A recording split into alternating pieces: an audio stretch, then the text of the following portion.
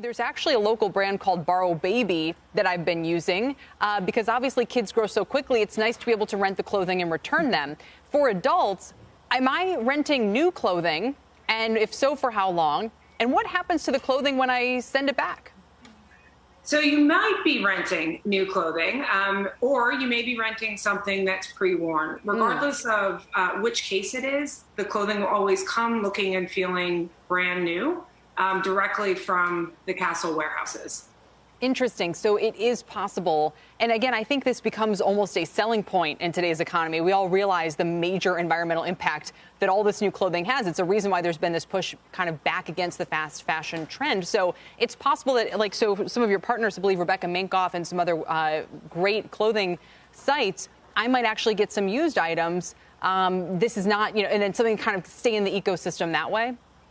Absolutely. It's a great play for sustainability. It allows people to access clothing, to experiment, to have fun with clothing without dipping into fast fashion. And so we think this is a critical selling point to the clothing as a service model. Yeah. So one more question just as for how all of this works. And I'm curious about the economics for the brands. So it's saying, for instance, for a $200 dress, I might be able to borrow it for $45 for a couple of weeks. What are the economics going to be like for clothing companies, and how important is a program like this in terms of their business in the very long term? The kinds of customers they might be able to reach and the price points available. The borrow button, which is what we announced today, is quite an interesting innovation. It integrates directly into the retailer's e-commerce site. So as you're browsing and you see that $200 item, you're able to borrow it for around 2 weeks. At the end of that 2-week period, you can do one of three things with it. You can send it back to us. You can decide to buy it because you've actually fallen in love with it. Or you can actually extend that rental on a day-by-day basis for one flat fee. And Christine, explain what the retailers get out of this. Why would I want someone to borrow my clothing as opposed to just buy it outright?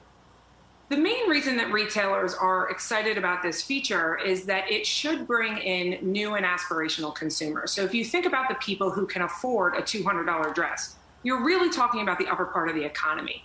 What Borrow allows a retailer to do is dip into a wider range of customers who may not be able to afford $200, but can afford $50 to experience the clothing. And so they're able to cast a much wider net to get people to experience the quality of their clothing and then turn them into longtime buyers. So that's really the reason that retailers are flocking to this feature. It's around that customer acquisition funnel, especially in a world where so much has moved online. Okay, so I get that you're expanding your universe of customers that might be able to access your clothing, especially at a higher price point. But do the retailers make any money on this? Absolutely, because once that garment is out for 2 weeks, if it's bought, they're certainly making money. If it comes back into stock, it gets cleaned, and then it's made available again to be borrowed by the next consumer. And so again, what you're doing here from a clothing perspective is increasing the utilization of the clothing. And when you do that, you're able to unlock value from many different consumers as opposed to just selling it one time.